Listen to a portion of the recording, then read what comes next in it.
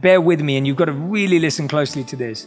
So what he said that the challenge today is, I'm not what I think I am. I'm not what you think I am. I am what I think you think I am. Now, just let that blow your mind for a moment. I will explain it, I promise. I'm not what I think I am. I'm not what you think I am. I am what I think you think I am, which means we live in a perception of ourselves. So I'll break it down. If I think Rungan thinks I'm smart, I'll say I feel smart.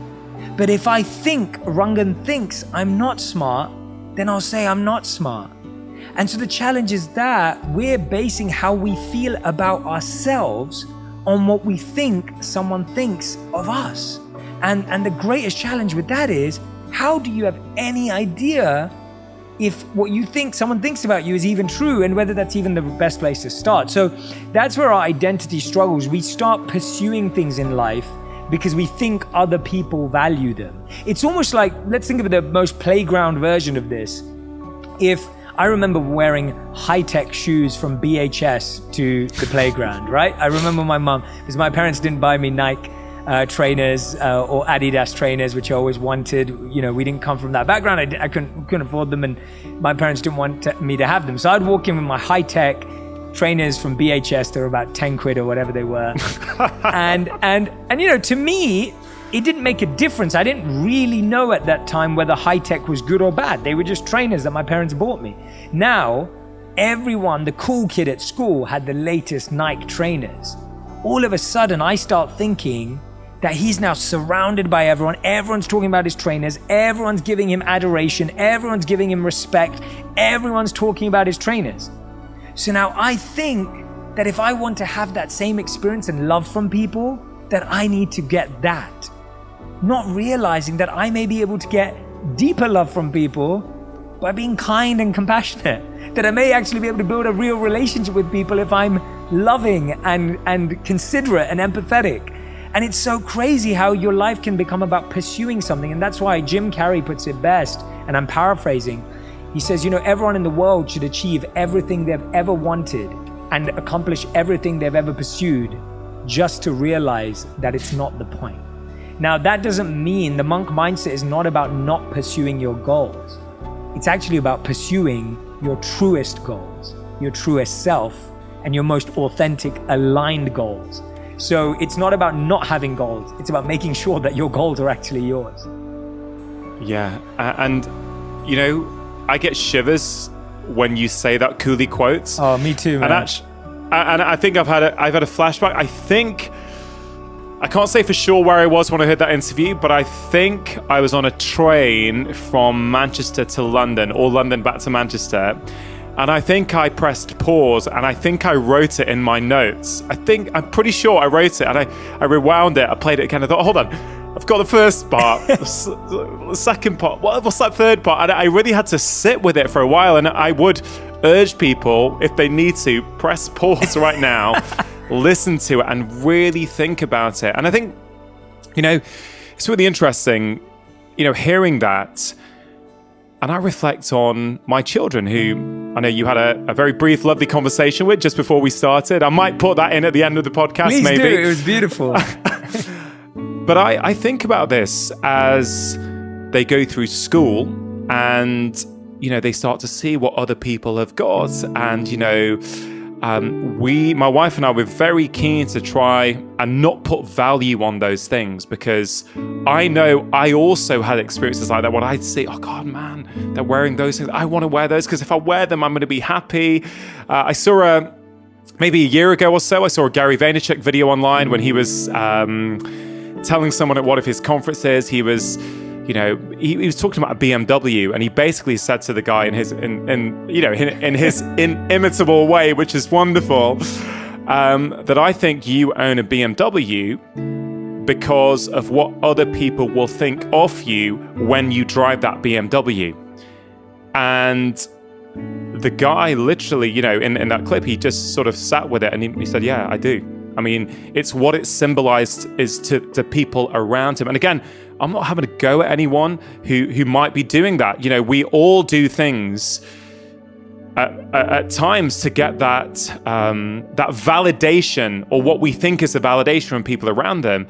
But I think what you're trying to get at is, how do we find our own identity? How do we live our own lives? So Jay, how do we do that? If we've spent a lifetime living someone else's life, how do we, in our 30s or our 20s or our 40s or our 50s, how do we just decide, oh, I'm going to start finding out what my life is?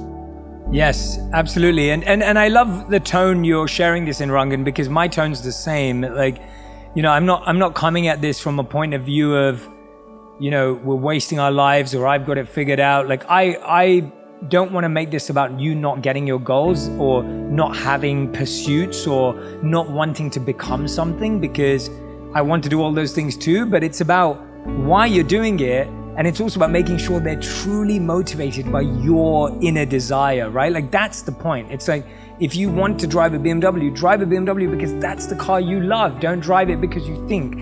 If you want to be a doctor, become a doctor because you think that's how you're going to serve humanity, not because you think people will be impressed. If you want to go to Harvard or Princeton or Oxford or Cambridge, go there because you really want to study how to solve the world's problems, not because you think it looks good on your resume. Right, that's the point that we're going after. So thank you, Rangan, for recentering that tonal piece, and I appreciate it. So where do we start?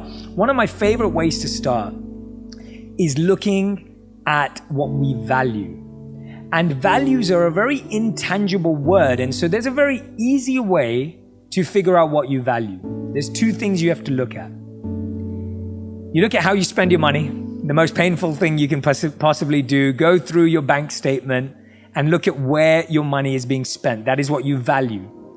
The other thing that we spend, just like we spend money, is how we spend our time. Those are the two most perfect ways to see what you currently value. Your value isn't what's in your head, isn't what's in your heart, it isn't what's in your mind. It's how you spend your money and how you spend your time. And so, just to give you an overview, and I share this in the book, that research was done on how we spend our time.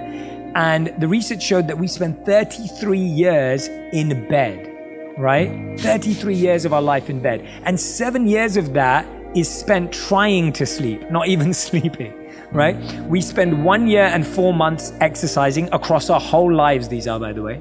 We spend more than 3 years on vacation. And we spend a bunch of days trying to get ready, and we spend a bunch of time, standing in lines and queues. And so much of our time just gets spent. So the question we have to ask ourselves is, where am I currently spending my time?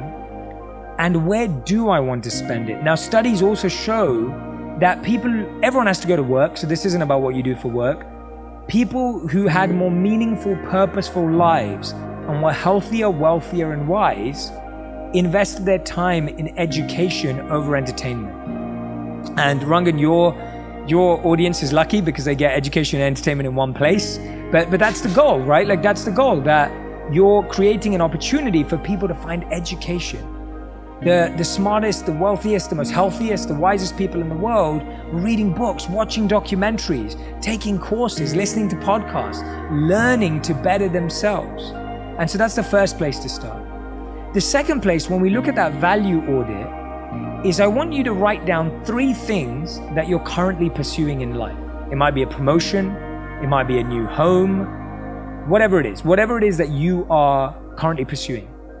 And then I want you to ask this question: is that your desire and your dream, or is it coming from something outside of you? Is it coming from a pressure of a family member? Is it coming from an expectation because your friend just bought something?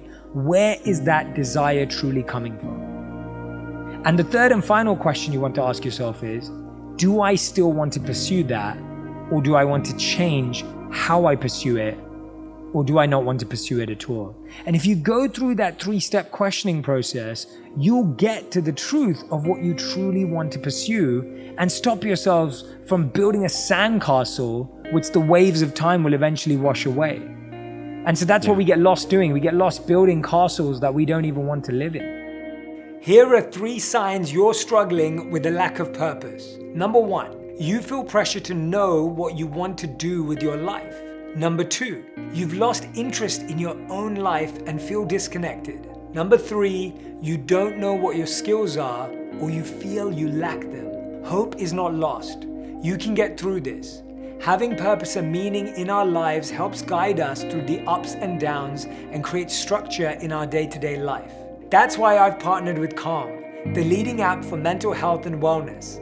The app has a library with thousands of meditations, songs to help you relax and focus, and sleep stories to help you get a good night's rest. And now you can find the Daily J, a daily series where I'm sharing proven tools and techniques to improve your mindset and mental health in a matter of minutes.